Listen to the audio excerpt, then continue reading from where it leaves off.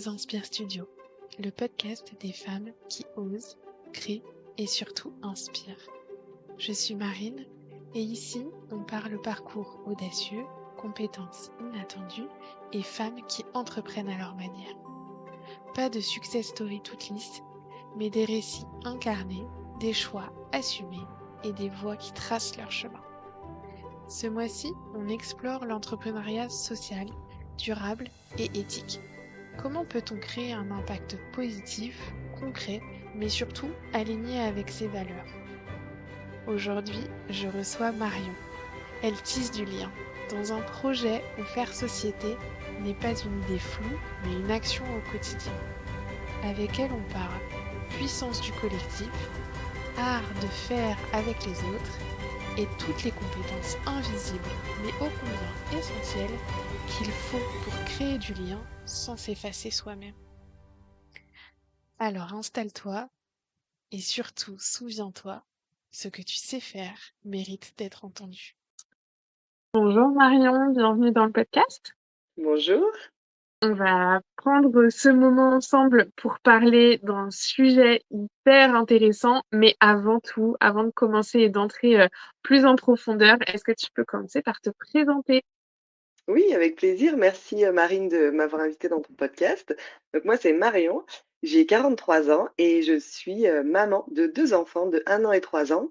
J'habite à Lyon depuis septembre, donc c'est un retour à Lyon. On était en Ardèche depuis quelques années. Et en Ardèche, j'ai créé mon entreprise Tadam Formation. J'accompagne les structures du social et de la solidarité sur des projets de formation et d'intelligence collective, de facilitation de projets.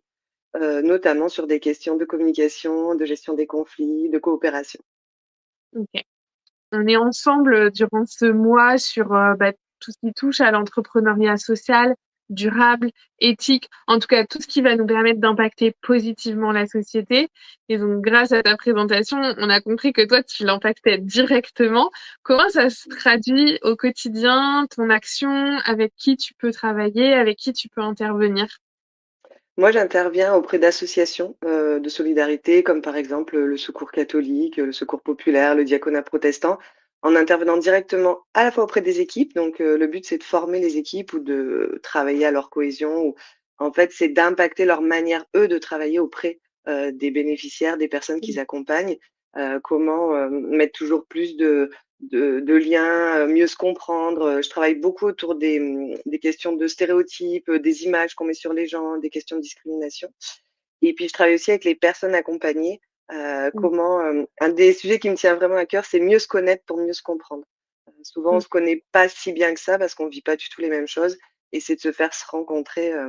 J'ai une formation sur le croisement des regards entre, voilà, les personnes accompagnées, les travailleurs sociaux et puis j'accompagne aussi des collectivités, les mairies, les conseils départementaux sur, des sujets précis. Ils ont besoin de se mettre en mouvement, de travailler, collectivement. C'est pas toujours évident de prendre du temps quand on est une structure pour, prendre du recul, revisiter nos pratiques. Ok. Donc là, on voit que tu crées beaucoup de liens entre les personnes. Est-ce que tu dirais que c'est une de tes compétences phares? Est-ce que tu dirais que c'est plutôt une compétence que tu as développée et pu acquérir petit à petit? Comment tu te vois par rapport à ça? Moi, je dirais que le lien, c'est ma compétence phare. C'est vraiment ce qui me caractérise, voilà, à côté, ça fait depuis 20 ans, je suis bénévole dans des associations, j'aime être en lien avec des gens, j'aime créer du lien entre les gens, donc ça, je pense que c'est vraiment ce qui m'anime et après, j'ai développppé par contre, du coup, des compétences, en parallèle. Animer des collectifs, utiliser le jeu en formation ou en temps collectif, bah, je me suis formée à la communication non violente. J'ai vraiment acquis après des outils ou des méthodologies au service du lien. Mmh. Ok. Et du coup, si on va un peu plus loin justement dans toute cette partie compétences, tu fais pas forcément un métier qui est connu de beaucoup de monde, qui est très représenté dans l'univers que la plupart des gens côtoient dans leur quotidien professionnel. Qu'est-ce qu'il y a comme autre compétence derrière ce que tu fais au quotidien? Qu'est-ce qui est important pour toi, des compétences dont tu te sers quotidiennement? Alors, en compétences humaines, on va dire tout ce qui est vraiment adaptation, Mmh. adaptation aux personnes avec qui je travaille, parce que des fois les demandes elles évoluent, parce qu'on arrive pour quelque chose et puis en fait il y a un autre besoin qui est présent. Donc s'adapter et puis s'adapter aux personnes aussi. Des fois j'ai prévu quelque chose, ça leur plaît pas tout simplement Mmh. et de se dire bah comment je peux faire autrement. Donc la capacité à rebondir, Mmh. la souplesse on va dire, l'adaptabilité et puis je pense qu'il y a une compétence aussi d'aimer l'humain, d'aimer, être avec les gens, parce que c'est beaucoup de quand on passe une journée de formation, il y a beaucoup d'interactions. Voilà, des fois, ça nous challenge aussi, hein. Pour moi, c'est pas toujours évident et prendre du recul, je pense et je Mmh. dirais de l'humilité par rapport à ce qu'on fait. Beaucoup d'humilité parce que les gens ont apporté énormément de choses et la formatrice, l'accompagnatrice, c'est un facilitateur, mais c'est aussi, révéler les compétences des autres. Mmh. Super. Alors, quand on parle entrepreneuriat social, durable, éthique, etc., il y a quand même une grosse thématique qui vient de manière un peu prépondérante dans les débats, dans ce qu'on peut en penser, c'est l'écologie. Tout de suite, c'est vrai que impacter positivement, on a beaucoup ce sujet qui revient. Toi, c'est pas forcément, du coup, là, tu t'interviens de manière première.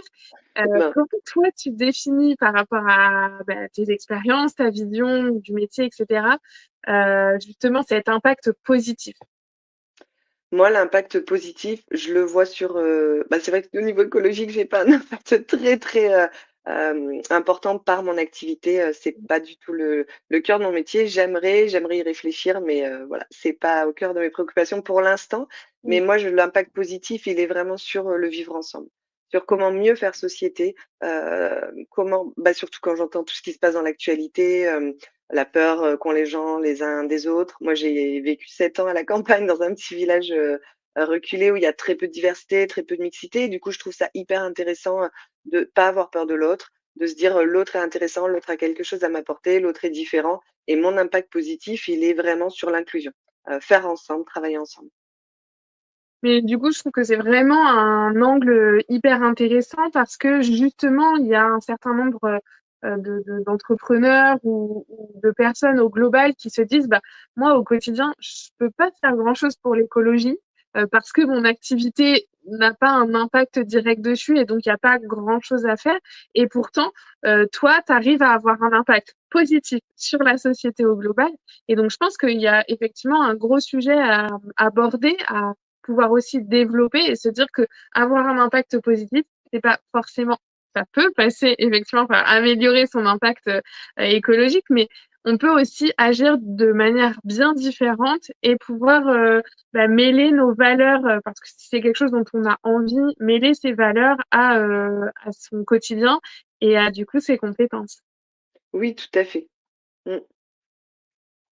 Et est-ce que tu aurais justement des pistes de réflexion pour les personnes qui ont peut-être cette barrière à dépasser, de se dire bah, comment moi, à mon petit niveau, je pourrais impacter positivement la société qui m'entoure?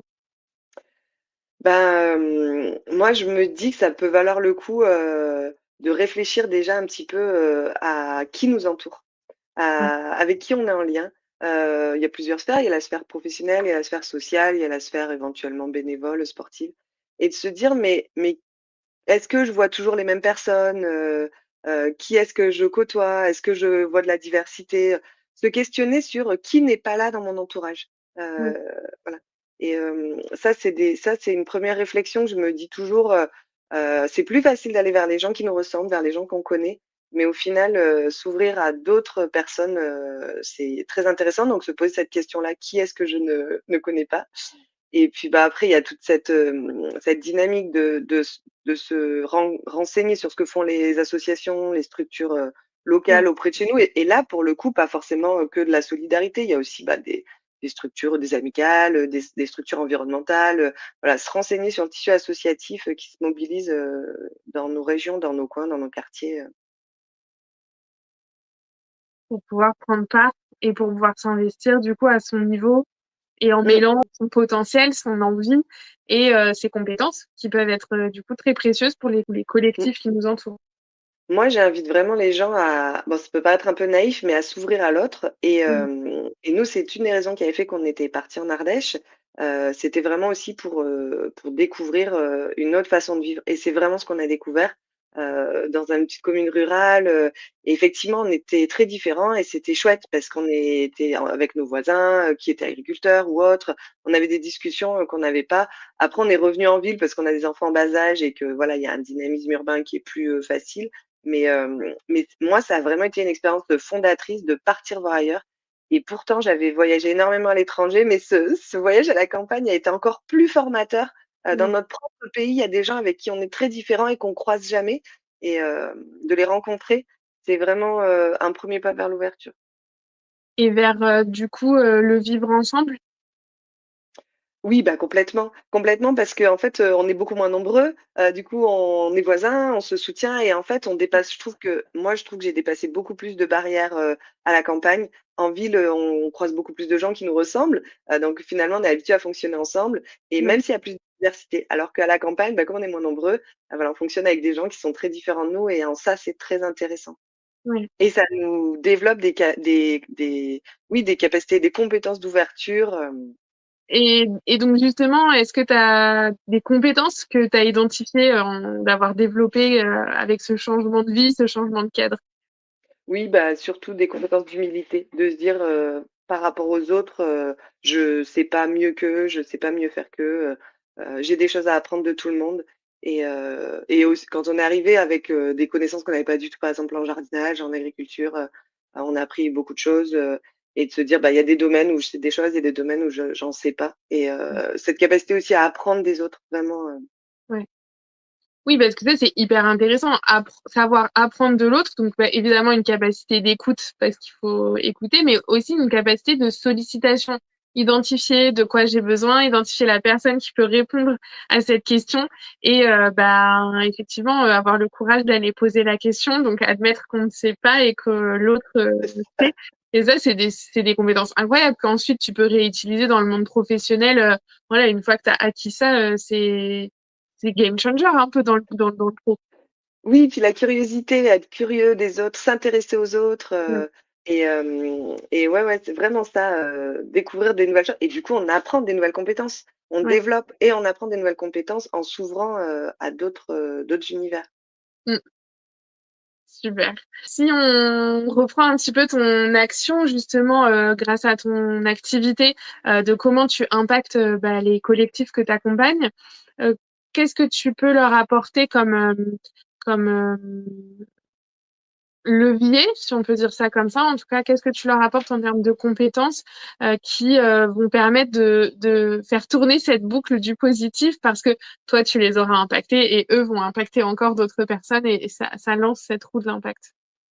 Moi, ce que je travaille souvent avec les structures, c'est cette idée de quand on fait toujours la même chose, on obtient toujours le même résultat et de les accompagner à vraiment faire un pas de côté, d'oser un petit changement, Mmh. dans des choses parce que j'entends: «Oui, mais moi je suis comme ça, moi je bougerai pas, c'est comme ça» et c'est vraiment, je trouve quelque chose qui marche vraiment bien, c'est de se dire: «Et si je faisais une petite chose différemment?» Si je Mmh. commençais par, un regarder, ce que je fais qui fonctionne pas vraiment. Mmh. Et est-ce que je peux faire le premier petit pas que je peux faire différemment? Ça marche plutôt bien et donc ça nécessite, bah, un 1er temps de prise de conscience de nos fonctionnements. Comment on Ouais. fonctionne, et du coup, moi, j'accompagne et principalement le travail en collectif et des fois, les gens n'ont pas la capacité tout de suite d'avoir cette prise de conscience pour eux, mais le fait que les autres, l'aient, ça Oui. les c'est de se dire aussi: «Je suis le changement que je veux montrer aux autres» et donc quand Mmh. il y en a qui bougent et ben, ça permet à d'autres de bouger et en ça, c'est hyper intéressant. Ouais. Oui, donc d'amorcer, une prise de conscience collective et C'est de ça. permettre à la diffusion avec le co-développement, la co-construction, de tous les participants. Oui et après, bah, il y a des aussi, j'apporte aussi des outils pour, voir les choses autrement, pour se dire qu'il y a d'autres façons de faire, bah, Mmh. notamment ça en termes de communication ou en termes de gestion des conflits. En termes de gestion des conflits, il y a des outils, on peut faire de la médiation, on peut, prendre conscience de nos comportements avec le triangle de Karpman. Il y a des choses vraiment, il y a de la théorie, il y a de la voilà, il y a des on a des rôles dans les équipes, donc c'est pas, j'apporte pas que, des, prises de conscience, j'apporte aussi des éléments théoriques que les gens vont pouvoir, digérer, assimiler et puis ensuite, voir ce que ça leur fait. Mmh. Donc si on prend un petit peu peut-être l'exemple de quelqu'un qui a en tout cas l'impression, parce que parfois c'est souvent faux qu'on n'a aucun impact autour de nous, mais on a parfois l'impression de n'avoir aucun impact positif. Quel est le cheminement qui peut s'opérer, par quelles étapes la personne pourrait passer pour conscientiser potentiellement l'impact qu'il a déjà et pour aller développer cet impact-là? Après, moi, je vais parler plutôt de l'impact positif dans les relations. Oui. C'est celui que je connais le mieux. Mais c'est souvent les gens, ils ont pas l'impression qu'autour d'eux, avec leurs relations, ils disent: «C'est normal, je suis comme ça, je les soutiens». Alors qu'en fait, ils font déjà énormément de choses. Ils vont Mmh. être présents pour leurs amis, ils vont passer un petit coup de fil de temps en temps, donc ils vont avoir de la présence régulière, et en fait, les gens font déjà, souvent dans leur réseau amical ou familial, ils ont un impact positif qui rayonne parce que aussi il est inspirant. Et c'est de se dire, les choses qui me paraissent normales pour moi le sont pas forcément pour tout le monde, et c'est déjà avoir un impact positif, qu'autour de moi, faire des actions qui permettent de soutenir les autres, d'être en lien, d'être connecté et aussi parfois d'être solidaire.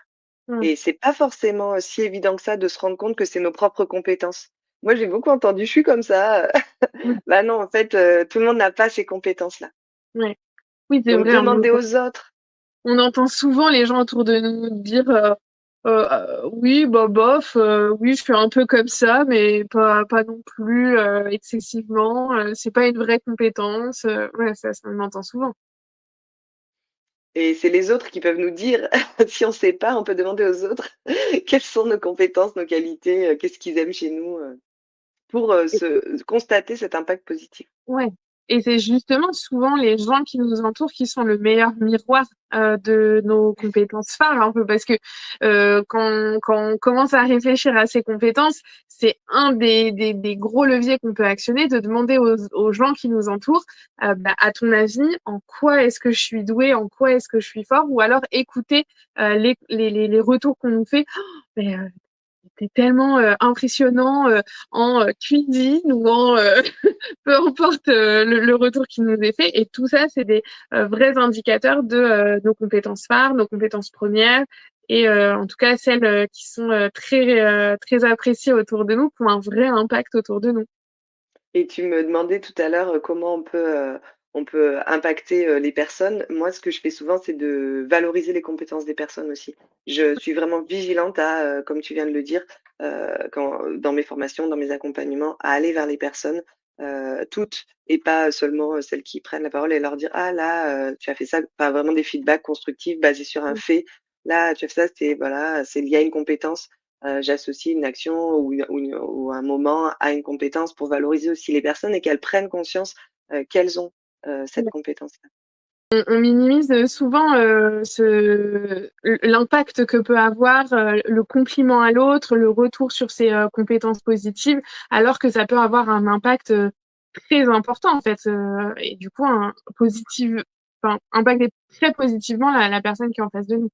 Oui, tout à fait. Moi, je l'utilise beaucoup, mais ça devient naturel. C'est pas quelque chose que je fais en me disant: «Tiens, je vais lui dire ça et ça va lui faire plaisir». C'est vraiment ça devient, aussi un mode de vie, et par rapport, tu parlais d'impact positif, on peut vraiment, en changeant des choses, en faisant des choses régulièrement, bah, en fait, ça devient des automatismes qui impactent positivement régulièrement notre quotidien et notre entourage. Ouais, super. Alors on arrive, déjà presque à la fin de notre échange qui était extrêmement intéressant. Moi, je trouve que vraiment, l'impact positif qu'on peut avoir à nos petits niveaux chacun, il est pas négligeable, et bah, c'est, presque un défi pour moi, d'en avoir plus, pour cette année qui arrive, et aussi, grâce au podcast. Mais du coup, j'ai très hâte de savoir quel est le petit challenge que tu nous as concocté, parce que, j'ai très hâte de le mettre en action moi-même. Alors moi, j'ai envie de proposer, aux personnes qui nous écoutent, d'inviter une personne, dans leur cercle, un peu inhabituel, pas dans leur cercle proche, mais, dans le cercle un peu élargi à, un café, un atelier, une réunion, un événement. De se dire: «Tiens, il y a quelqu'un, c'est pas vraiment exactement mon réseau», ça peut être un voisin, ça peut être un parent d'école, ça peut être, Ouais. un collègue. Voilà, de se dire: «Tiens, cette personne, c'est pas elle avec qui je mange tous les midis, mais pourquoi pas, prendre un temps, pour la découvrir».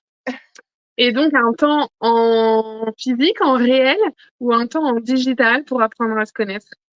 Bah, moi, je favorise toujours le présentiel, mais on fait ce qu'on peut, chacun fait ce qu'il peut et c'est vraiment, cultiver cette curiosité, de tous et pas Mmh. seulement des gens, qu'on connaît, qui nous entourent, avec qui on est bien, d'être curieux même des personnes qui sont très différentes de nous. OK. Alors là, j'ai très, très hâte de partir, dans cette aventure, du café et j'espère que ce sera une femme qui interviendra dans un prochain épisode du podcast pour pouvoir vous la faire découvrir à tous. On Merci verra. beaucoup Marion pour, Merci à toi. ce bel épisode, pour ce super, aussi, challenge que j'ai hâte de voir, un petit peu les retours, de nos auditeurs. Un grand, grand merci d'être venu à mon micro. Merci à toi. Tu viens d'écouter Elles Inspirent Studio, le podcast des femmes qui osent, créent et surtout inspirent. Et si tu es encore là, c'est peut-être qu'une petite étincelle s'est allumée. Alors faisons-nous un cadeau, partage cet épisode avec une amie, une sœur, une collègue, une femme qui elle aussi a besoin d'entendre que sa voix compte. Abonne-toi, laisse un commentaire, un cœur, parce que c'est comme ça qu'on fait circuler l'audace. Et quand tu auras relevé le petit défi proposé dans cet épisode, viens me le dire, je veux savoir ce que ça a réveillé chez toi. Ta voix compte et tes compétences sont déjà en train de rayonner.